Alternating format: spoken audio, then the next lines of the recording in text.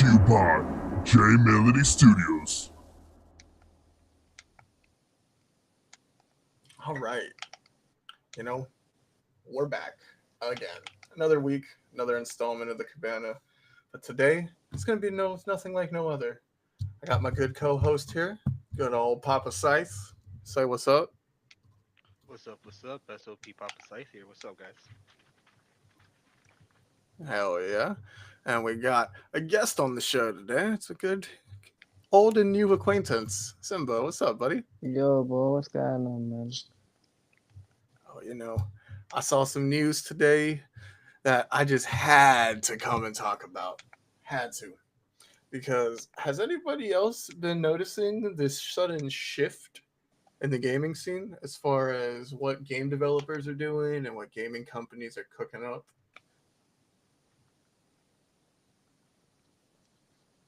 As in what? Like I mean, just as games in like the coming? dynamic, like think about like the dynamic of like games. How before it was always you had to play on like the same fucking console, same platform, or even like be in the same region as each other. Oh yeah. I mean, Yeah, but yeah. No, they're taking leaps. I feel like cross plat is gonna be a thing of the past here within the next few years. Like Yeah, definitely. someone's gonna become right, obsolete here right. pretty soon.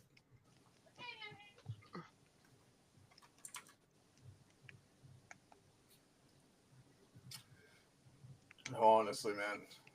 And like the other thing too that I've been noticing is a lot of companies are starting to not be exclusive anymore for one platform.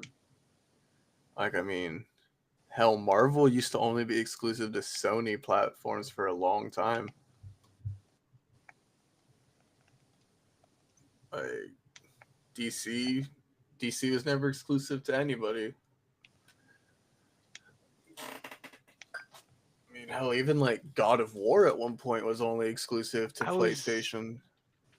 I was just gonna say that. I was just gonna bring up God of War and the fact that God of War was PlayStation Premium for the longest time until Steam got the rights to it. I mean, hell, even The Last of Us. Last of Us was a PlayStation exclusive for a long time too.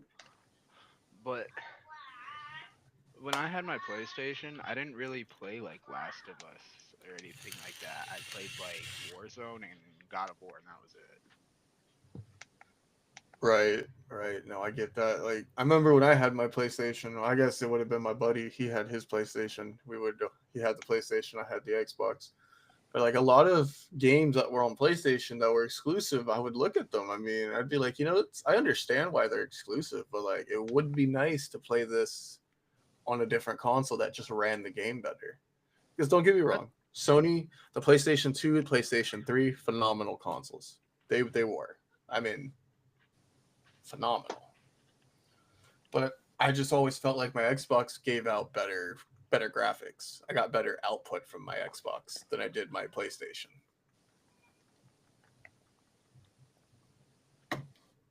yeah, my I've had more problems with overheating and data lagging, screen tears, blue screens, worse with PlayStation than I ever have with Microsoft. Right. In my eyes, Microsoft is superior. I mean, exclusives are cool and all that, but exclusives don't equal better gameplay and better consoles, and I feel like that's why we're talking about what we're talking about today. Cause man, oh man, is Microsoft monopolizing right now, bro? Like, let's not jump around the elephant anymore. Let's address the elephant in the room about Microsoft monopolizing. And no, 100% facts, dude. You're right. Microsoft has been monopolizing. Microsoft has been monopolizing the game now for a while. I mean, slowly, very slowly, and very shortly. Like, not just with Game Pass. But I mean, even with Microsoft, if you look at like their recent acquisition of like certain gaming companies or even gaming developers or even like what they're buying their license rights to these days. I mean, And clearly, they have the been moves. slowly running a monopoly on the gaming No, scene for a while now. for sure, and clearly the moves they're making are reeking in the profits and the money that they want because Borderlands 3 on Steam, Ultimate Edition, all 6 DLCs and everything like that's like $90. Yeah. It's free on Game Pass right now. What's an annual Mhm. subscription to Game Pass? Like the cost of a game, and you get It's like all these $25. games. It's like Yeah, less than that. yeah, and you get all these games. You get 90% of the games on Game Pass come with either deluxe edition, benefit edition, platinum edition. So you're getting DLCs and all that right out the gate. Right. And like not only that, but like even with Microsoft doing something crazy this year. I mean, you get almost every brand new game on day 1 or next day release on Game Pass, dude. Like Assassin's Creed you got next day on Game Pass. Did you know that? Like isn't that crazy to think that I can get an $80 game nowadays for $25? No, that's No, crazy. fact. That's crazy, and I like that too Yeah. because the whole Game Pass discount, bro. They're cutting games in half. You know what I'm saying? Like Riders Oh, yeah. Republic, I've wanted the game forever, and I've had the game multiple times, so I'm just like done buying it. But right now on Steam, the game's still like I said, Steam likes to do this thing with price gouging. Doesn't know how to drop prices on games, and still have games that are 2, 3, 4 years old at shelf price. You go over to Game Pass and they're like, "Oh, you want this game? Well, over here, our game's $25, but with Game Pass, you get it 75% off. So really, you're buying the game for like $7. So there you go. Have fun." That's crazy. You want to know something? You know something crazy? I'm glad you brought that up, man. I'm glad you brought that up because Steam and Microsoft might have just broke the gaming scene. Like, dude, Steam and Microsoft, they're talking that next year's Xbox is going to have integrated with Steam, which means you'll be able to get your Steam games on your fucking Xbox, dude. Yeah, that is wild. Yeah, That's fucking but crazy. my thing is if that's how it's going to be and it's going to be like running, I wonder if it's going to run backwards compatible with that too, with Game Pass integrating into Steam, so Steam and Game Pass coming together, and maybe instead of it being Game Pass or just still calling it Game Pass, just instead of it being called Xbox Game Pass, now it'll just be called Game Pass. It'll be integrated with Steam and with Microsoft. Name it. Do you imagine that? That would be crazy. But I also think maybe they're gonna drip feed into it. So I think like so. they'll drop certain games that are well known on Steam, and then for backwards compatibility, they're gonna probably do that in a like over a period of time. Right? Like I know exactly. Like for example, like any of the simulator games, which let's be real, most of the simulator games were Microsoft did help or integrate most of the simulator games. Like Mhm. they did. Would that mean that the simulator category in general would be going down in price? See what I mean? Like games like you'd have games like Halo. You'd have games. I mean, granted, you can already get Halo on your PC, but like you'd have Even potentially, you see all these new Call of Duty games that are kind of remix of other Call of Duty games. They could be throwing that as well. Oh no, exactly. And like the other thing is Call of Duty has like they have their deal right now with Microsoft. That's why you were able to get Black Ops 6 on Game Pass the same day. Mm-hmm. What if they continue to do that and the price of Call of Duty goes down on Steam? Yeah. Or Roger. potentially they But even if they're if they're working together, surely if the price is gonna go down on one, it will go down on the other as well. You would think so. You would think exactly, and that's kind of what I was thinking. Mm-hmm. But I think that would also be really good for a lot of these smaller indie developers too, to be able to get their game on console, so Yeah, it definitely. reaches a wider audience too. Like But like imagine, with that, what's up? Sorry. imagine like a Plutonium or the new Horizon Modern Warfare game being available on console, or even things like 5M. Right, 5M, or That would even be games dope. that like don't have crossplay between console and PC. For example, Mm-hmm. like take Pal World, for example. Pal World doesn't like it's you can have a server and you can have people join you, but there's still no definitive crossplay between console and players Mm-hmm. because of, rights and issues and shit with that. But like with that happening with certain games like even like Ark, take like Mm-hmm. Ark, would they be able to finally have all platforms be able to play together and not worry about the platform, not worry about having to have special codes inside the game that you have to manually put in to have them join you, Yeah, or definitely. even having to buy your own server anymore to have people join you. Like, I think that would broaden the gaming horizon so much. Mm-hmm. But I with think that it's also it's said, very it's very so interesting to see what they have planned for the future. it is. I'm really excited. But Mm-hmm. with that being said, though, you got to think about who Microsoft is already partnered with. Microsoft and Nintendo have partnered together as well. Mm-hmm. They did that, last year, right? Mm-hmm. And now, if Microsoft and Steam partner up together, the next question becomes is what happens to Sony? A company that at one point in time was at the pinnacle of entertainment.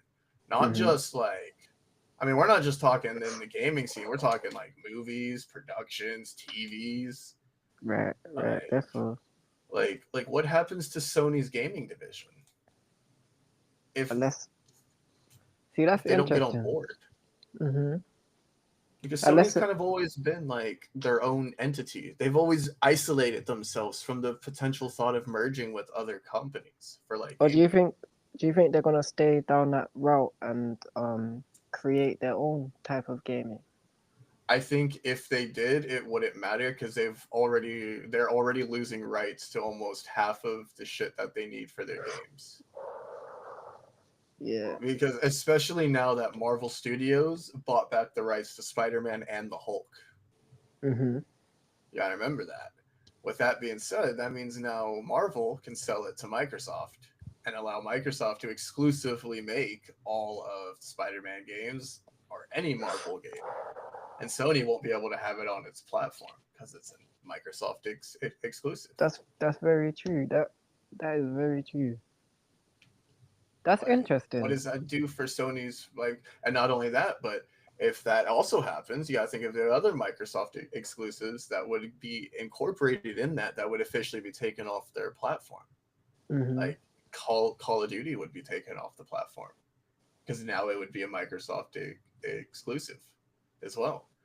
Because Microsoft doesn't just own that, but Microsoft has stock in both Activision and Blizzard. Mm-hmm.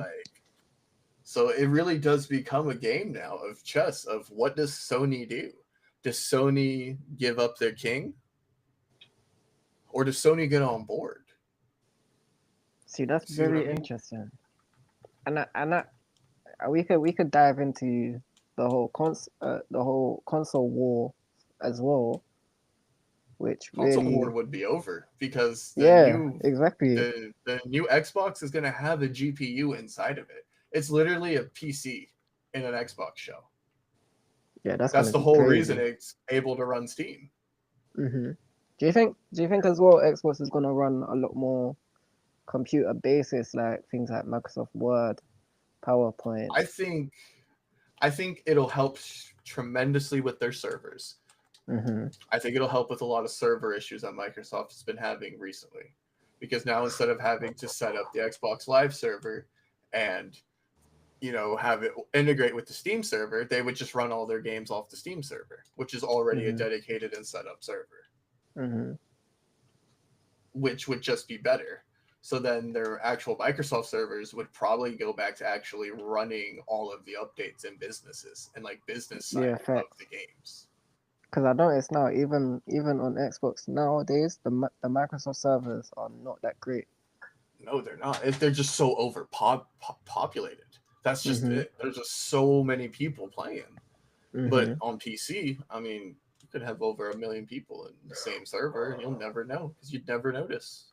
I think potentially as well, as much as they could run the PC server, the Steam servers, I mean, they could also have that as a backup. Oh So yeah, if one anything hundred does go percent. wrong with the Microsoft servers, they can fall back onto something without having to, Without you know, having to go down. Essentially, yeah, there would never be a down setting yeah, because facts. if I'm not mistaken, Steam is also trying to engulf Epic. Like Microsoft is on the verge. Microsoft and Steam are on the verge of basically engulfing Mm. all of the smaller like gaming service platforms into one massive one. See, Microsoft has really found a way to just completely destroy everything in Is it regards to destroying or making sure that everything stays good? when I say destroy, I don't mean as in Like make things break. worse. I mean more in the sense of in regards to the console wars of like who's got this and who's got that or which one's better. It's really gonna Right? They're destroy just that like we that whole have community. everything. Yeah, We have it exactly, all. Like exactly. no, and really that's kind of what Microsoft has been kind of doing over the last I mean, fuck, 15 years now. If you really hmm think about it, hmm like And man, and it also I comes think down it's to question fantastic. what are the Sony gamers going to do from this point forward? Are they They're going gonna to do it stay? all. I mean, and this might be a biased opinion. Hmm This is my opinion. I think all the Sony players are gonna sit there and deal with the fact that Sony's going to start charging almost $100 a game hmm because they're going to realize that everyone's going over to Microsoft because Yeah, they just have facts. so much more to offer at such a cheaper price, and you just get so much more for your subscription. But for that reason, do you think maybe they're going to make things cheaper as opposed to things being more expensive? I think Sony, if they really want to get on board with it, they would have worked with Microsoft Hmm 15 years ago when Microsoft proposed the idea of teaming up and making a console together. hmm I think that's what they would have done if they wanted to survive. If they still Yeah, want to 100%. survive, I still think that's what they should do. Hmm Like, I agree with you 100%. instead of having wars on consoles, let's give gamers the best experience possible from all the greats. Hmm Like, I would love to have one system that I can play Microsoft games on, I can play PlayStation and Nintendo games on. I'd love it. Exactly. I And would on love to top of sit that, here and play Helldivers and then 6 hours later not have to download like an emulator and then go and play Pokemon Red. hmm even I would even I like would love even like these new Steam games like Half Sword and things like that, things that aren't really exclusive, that are very exclusive to strictly PC gamers. It would be interesting to see games like that on the console. it. Right. No, exactly. And like that's what I'm saying. The only people that are getting robbed, it's not these companies that are getting robbed. It's not these developers. It's the community of gamers that are getting robbed of it. Because of Hmm what? Some pity, oh my cock's bigger than fucking yours? Like no. No. The only No, people getting exactly. hurt are the fucking gamers. Hmm It's just ridiculous because it's like you know how many awesome games are on PlayStation that I can't play because I just refuse to pay the ridiculous price for a PlayStation. Bro, there's even been times where I've got rid of an Xbox and switched to PlayStation, then realized PlayStation isn't all that. Switch back to Mm-hmm. Xbox, and yeah, it just saves the hassle of having to do that. Yeah, You know how many no, times for I've done real. that, bro? It's not even funny. Exactly, and it's stupid. Us as gamers should not have to do that. We should not Exactly. have to buy a whole new console, sell our old one, Just to play a one just to game that play a looks game, interesting at the time. one game. Exactly, one game that looks interesting. And not only that, but then you have to cancel your membership, buy a whole new Mhm. membership now. Mhm. Like, And then to play that game and probably complete that game, or spend your time playing that game and be done with it, to then having to go back and redo the subscriptions and and look, if they still want to do subscriptions to play, that's fine. You know what? Mhm. If you make a subscription for $100 a year for to play all platforms, Mhm. Xbox, Microsoft, Xbox, indie games on PC from small developers and shit like that, Nintendo games, Sony games. You make a flat rate of $100 a year, and you can play all of them, dude. You know how much money you would make? Mhm. You'd make 100%. you would make so much money. It's Even kind having of ridiculous. access to like new games that are coming out, you don't have to worry about, oh, do I have this console? Or do I have the right, back in? Exactly. It's just like that would be phenomenal. Mhm. And not making these games so goddamn big. Jesus, Exactly. I should not have a fucking 3 terabyte internal hard drive already filled up just because of the size of games. Mhm. It's ridiculous. And Sorry to then you come go over to on, you, you brother. go onto the games that you own, and there's Congratulations. only like 7 games on there, and you're like, Yeah. now I got to delete this one and install this one, and then even if that one doesn't hit as well, you got to delete that one and reinstall the old game, and you know. Yeah, and some of these games aren't cheap these days either. I mean, you're spending I think in a single year, the avid streamer, the Mhm. avid indie game streamer. Let's just say indie game streamer. Mhm. I guarantee you they buy anywhere from, let's say, 50 to 75 games a year. Mhm. And I mean that's a pretty generous number. Facts. And then on top But of that, see the question is now, where they're doing that and making these games cheaper as well. Are they going to make like the add-ons, or the in-game purchases more expensive, or honestly, I think I understand why game developers do the in-game content. I get Mhm. it. But look, in-game content is in-game content for a game that is fully developed. Mhm. I am not going to continue to pay for a game where, in order to continue the story of that game, I am forced to buy the DLC. That is Exactly. unacceptable. That is Exactly. stupid. That is literally the entire premise of Destiny. Mhm. And as much as I don't want to say this, that's kind of the entire premise nowadays, it feels like, of Elder Scrolls. Mhm. Like, it's stupid. Give me a full game.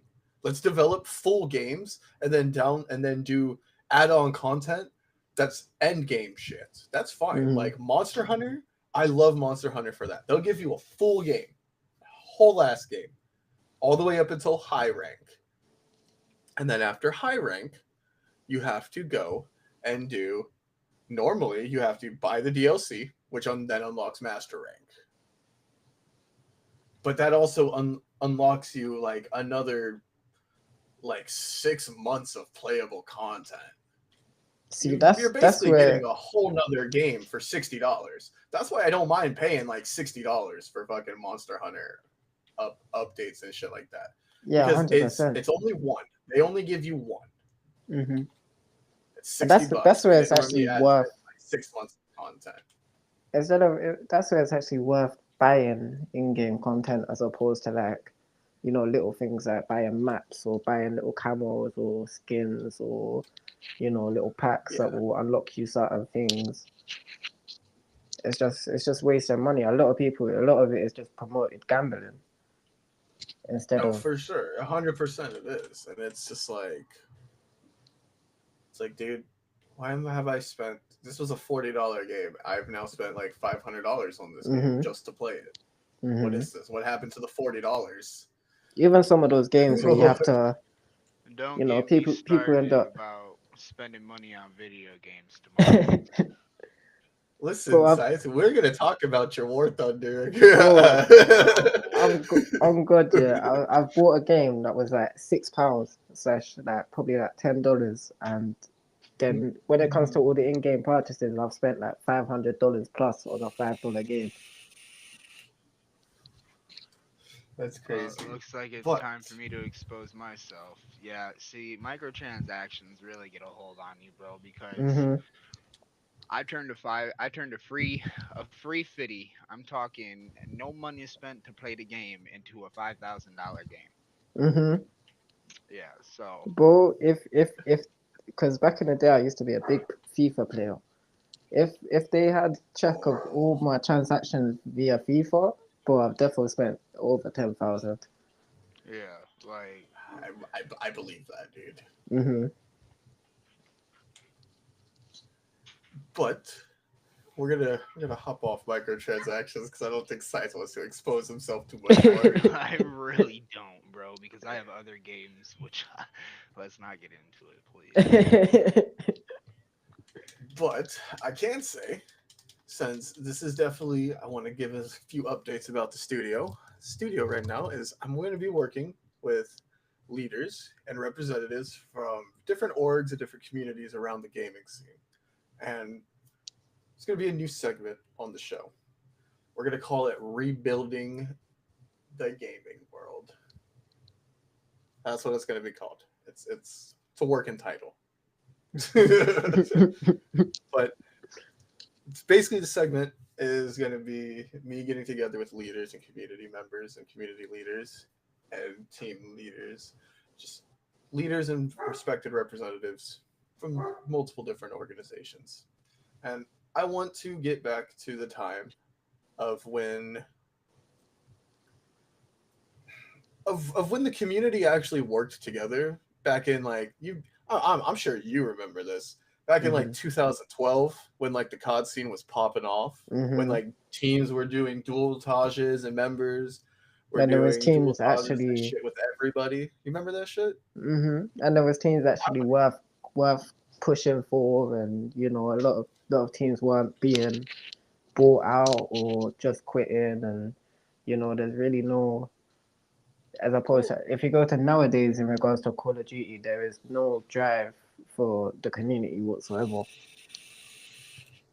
Well, that's just because sadly the community that we had grown up with in Call of Duty, I mean, we as avid snipers and avid Call of Duty players in that scene, we laid down the foundation for that shit. Like we really did. We laid down the good, the bad, and the ugly for how that scene is now rolled these days. 100%. Like I definitely remember the days of being back in some of the teams that I was in, and dude, to think that 75% of the sniping community in Call of Duty is gone is insane. See, that's a thing as well when because. Sorry, bro. Go on. No, what's up? Sorry. Oh, I was gonna say, like I used to be very big in the Call of Duty community. Like I was talking like I've been involved since before everyone was trick shotting, everyone was just doing no scopes behind the wall. And I remember those days, dude. The COD 2 days. Yeah. and it's like you know, I came out of the community for a very long time when everything started branching over to things like Fortnite and games like that. Personally, it wasn't really my idea of gaming. And coming back into Call of Duty and seeing how everything is it's heartbreaking, to be honest. It is. Dude, honestly, when I left the gaming scene, it was in a good spot. But I'm going to be honest, coming back to it and just seeing it now, I really, you know, the gaming scene gave me a lot. And I want it's my turn to give back. So 100%. If that's networking new teams with existing teams, like you know, like new and upcoming teams with the existing teams that actually like do dual tages, or even just give that drive back. Because I mean, hell, think back to the days when like SOAR and FaZe were small. So FaZe would draft people right out of SOAR. If you were in SOAR for like 6 months and were active, you got into FaZe. That's just how it was. Even like, I mean, even like Obey Darth, and Air, yeah. Like everyone was really close together. And there was Let's bring that. even some people that was leading, say for example, Saul, that was involved with FaZe that could kind of branch people together, you know, and No, kind of exactly. bring people Like, over and kind when of did we monitor. stop? When did we as a community stop helping each other grow Mhm. in this scene, especially in the scene that we're all in? I mean, Mhm. that's what this whole project's going to be dedicated towards. Like, I Even am wanting nowadays, to every. network everyone together again. Mhm. hundred That is percent. what this whole new segment is going to be for. Even in regards to like back in the day, everyone used to just kind of have fun with the content they was putting out or having fun with the clips they was making. There was really no pressure. There wasn't any standards. Like everyone was just kind of doing what they do. But nowadays, where all these standards and people are doing this and people are doing that and expecting everybody to be able to do what they're doing, it's created animosity within the community and a lot of people instead of supporting each other or hating on each other. No, exactly, 100%, and that is what we need to change. Mhm. That is going to be that is one of my goals with this show. 100%. One of my goals is to just get the community back to supporting one another. Make Call of Duty great again. Dude, make gaming great again. Not just Exactly. COD. Let's make gaming in general great again. Facts. It has gotten Facts. so bad. So bad. Mhm. It's horrible. It makes me not want to play. No, 100%. Dude, that's why I I play remember, Borderlands again. like, I remember when I could veg out on a game by myself and enjoy it, but Mhm. now games are so shit that I'm like, dude, I need a malt. I need the camaraderie. I need to play with someone, or else I just not gonna play. Mhm. And then even No, when you be venturing into playing with other people, like those other people are, like they're kind of watching you as a, oh, you ain't doing this or you ain't doing that, so you can't play with me. You know. no, facts. Facts, dude. People criticize you for everything that you do nowadays. I'm Mhm. like, dude, do you not remember when gaming wasn't, oh look, you're doing this. It was, hey look, I found an easier way for you to do this. Mhm. Like hell, I remember playing those indie games on like the 64 and the Super Nintendo, and my cousins and I sitting around that small LCD That helm screen is tough. on a box TV. Like But I remember them like days. I remember those days, and let me tell you, if let's make gaming like how that was. Let's make Mhm. gaming feel not like we're competing against one another, but let's Mhm. make gaming feel comfortable again with each other. Because Yeah, that's like what it was. You didn't get upset when someone said, "Hey, you should do it like this." You were like, mhm. "Oh, that's probably better. I'm gonna go Exactly. this way now." Like Because 9 times out of 10, they were just trying to help you get better. Mhm. exactly. Like let's bring that back to gaming. 100%. And even that, it created like spaces where you were playing the same game, but you had opportunities for it to feel like it was new. Oh yeah, like 100%. And it's gonna That's be why, to good. be honest, with regards to like games like Black Ops 2, for example, yeah, I kind of I like, loved Black Ops 2. I love what they're doing with these infections and stuff because honestly, as much as it can, if you use them for bad, then it can mess up the game. But if you use it for things like revamped, which is basically like it makes plutonium it's like a plutonium game mode for the console. It makes it feel like a brand new game again. It really does. It really does. And like not even with that. I mean, hell, for example, I mean, Science, I'm sure you know all about this, but let's take the War Thunder community for example. What do you want to know about them? I just want to talk about your insight on like the War Thunder community over the years. I mean, you've been in it for a while.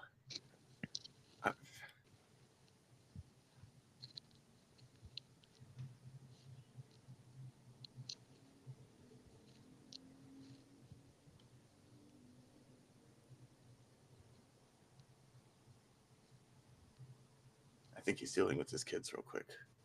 We'll come back. Yeah, makes sense. We'll keep that one on hold. Oh, my We'll keep bad. that one. My bad. No, you're I'm good. here. Okay, cool. Sweet. Yeah, no, War Thunder, see, that's a whole different, like, that community's mean, okay? There's no way to talk about it. People think that COD's bad, but Demise has experienced it. Our friends Minion and Grim have experienced it. The moment you load in, bro, you have a 10 out of 10 chance of seeing something real bad in that chat because there's no voice chat at War Thunder. Like you Mhm. can voice chat, but it's really bad. But man, I don't want to talk bad about the game I love the most. It's No, not but talking sometimes bad. It's it's constructive criticism. It's just constructive bad criticism. because 90% of the player base for War Thunder is Russian or Eastern Mhm. European. So they Mhm. don't like people say Americans ain't got filters. Mhm. What's a filter over there? Cause they've never heard of it. Mhm. You know what I'm saying? Like 100%. No, they like have not. like you get on War Thunder today, it's like you just hopped in a Black Ops lobby 15 years ago. It's Oh real god. raunchy, bro. But to be Real honest, raunchy. low key, I know a lot of OGs in the community, especially in regards to Call of Duty. I know we missed them days where it was like, you could get in a lobby and kind of vent out your feelings, and no one would really care. That's why I play War Thunder. Hmm. See, I think the problem now though with that is how heavily they're monitoring Call of Duty voice chats now. Finally, Hmm. Hmm. like It's hell, you definitely. you, you can't even. Hell, I've been terrified to go into a COD game because I mean, I grew up in those days of Modern Warfare 2, COD Hmm. 4, COD Hmm. 2. I mean, you Even you World at remember how War those up went. lobbies sound? Yeah, Oh yeah, 100%. dude, World of War was bad. It was so bad. Like you couldn't go into a World at War lobby without hearing a racial slur, Yeah, some yeah. form of like racial anything. Hmm. Like it was bad. It's like everybody attacked everyone's parents as well. You It know. was. Everybody was fucking everyone's parents apparently. Like, let's be real. The 13-year-old of me saying, "Yeah, well, I fucked your mom last night." To Hmm. like half the people inside the COD lobby, like, I got no problem. I have no shame in fucking admitting that to myself. I got no shame in admitting that. You No had to. shame. It was part of the game. It was part of the game. Hmm. You just hit a banger on that fucking kid. Yeah, I fucked your mom last night on top of Hmm. hitting this banger this morning. What's up? But it's Like, those type of things that actually make cool. As much as it was, kind of fucked, and certain things weren't what you wanted to hear to like all the time. But it was one of the things that kind of gave Call of Duty that freedom of expression, and you it know. did, and I mean it. And you know what? You know something hilarious? I still remember this to this day. Hmm. This is hilarious. This was when I was in Darth. This had to have been Black Ops to Modern Warfare 3 time period. Hmm. Black Ops to Modern Warfare 3. I definitely remember hitting a clip on a dude in like Link, and then because he was in a party with some guy and with like some people from Tune. It was like a lobby. It was me, Cross, some people from Obey, Hmm. and like I think some random guy because we only had a 5-stack, so we just had some random person in our lobby. But like it was just crazy seeing seeing Link, Tune, Tone, fucking Fuse, and then I think they also had some random with them too. But like Hmm. just shit talking each other, and then when you guys hit a good clip on each other, even though you're shit talking at it, the end of the clip you still said, "Dude, that was a crazy clip." Yeah, exactly. See, that's where it's kind of switched up a lot because instead of talking shit in game and then applauding, an accomplishment that they hit, nowadays people are being nice in game and then shitting on people's accomplishments in regards to clips. Yeah, and I was just like, brother, that man just fucking wrecked us. Give the man his props. That man just hit a clip and still dominated our shit. And nowadays, what you hear is, it wasn't 1440, or you didn't knack, or you didn't hit the reload, you didn't do this. It's like, dude, just give the man his props. He billed you, he clipped you. It happens to the best of us. Give him his props and get him next time. That's all it is. Like, I mean, hell, it happened to all of us. It happened to the best of us. I mean, it's just how it goes. That was just the community. And you know what? That's how people got recognized. Like, and that's one thing as well. I really do miss how easy it was for, like, say you could be, I don't know, for example, in a team that wasn't really as successful as these big teams, but you could still be in lobbies and games with like FaZe members, Soul members, or Bay members. It wasn't so much as you have to kind of stick to who you know. You could branch out and, push yourself to play with other people that were more known in the community, let's say. Hell, I remember when being known in the community didn't matter. You know what? Exactly. You know what mattered about the community? The community was, did these people enjoy your presence playing with them? Exactly. That's all it was. It didn't matter if you were good. It didn't matter if you were shit. Because I definitely remember, because I never claimed to be a trick shotter, but I definitely got into some lobbies with people from like SOAR, or even people from like L7 back in the day. And I told them, I was like, "Hey man, I'm not a trick shotter." They were like, "I don't give a shit. I just want to play with you."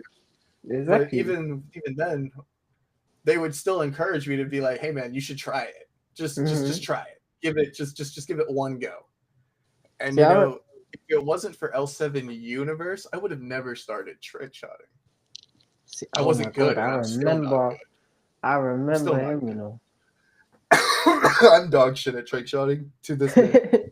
I will never ever claim to be a trick shotter. See, me growing up, I was a hybrid because I kind of came up when everyone was sniping and then everyone started trick shotting and stuff. So I always kind of found fun in both, but it was cool to be able to, like, say, I remember times where I was kind of playing by myself for a little bit, and then I ended up getting into lobbies with, like, I don't know, someone in SOAR, and then they kind of, we was playing together consistently, and then I started playing with other FaZe members. I remember being in, playing with Zymesies and Fables back in the day, and then people from like Psycho and DZ or Error and stuff like that. And it's like, I remember those days. It's like playing with those, even just having a random group of people, even now to this day, some of those guys are still my best, still my best people that are around me, Oh, I know, I 100% get that. But I think we're gonna wrap the show up. We got a lot more to talk about here in the coming weeks. I mean, we got that series, buddy. Don't forget 100%, that. 100%. It's gonna be a running series. I'm gonna be getting different teams together and collabing every fucking month. 100%. So it's gonna be good. It's gonna be good. It has been. Let's get final words from everybody. Scythe, got any final words for the people? I said good night. Man, look out for that big old merger, because Microsoft and Steam coming hard within the next year. Keep an eye out for that. Facts. Somebody got any leaving words for these fine people? I think my leaving words are gonna be, it's okay to 720 insta-swap. Nice. I love it. And you know what? As always, start my PC. Oh, you do? Okay. As always, let's make gaming what it was. Let's bring back the camaraderie in gaming. And as always, let's bring adult gaming back. Fuck it. Bring back rated A games. Fuck. Bring them back. And you know what? That's going to be a wrap. That is definitely a good show.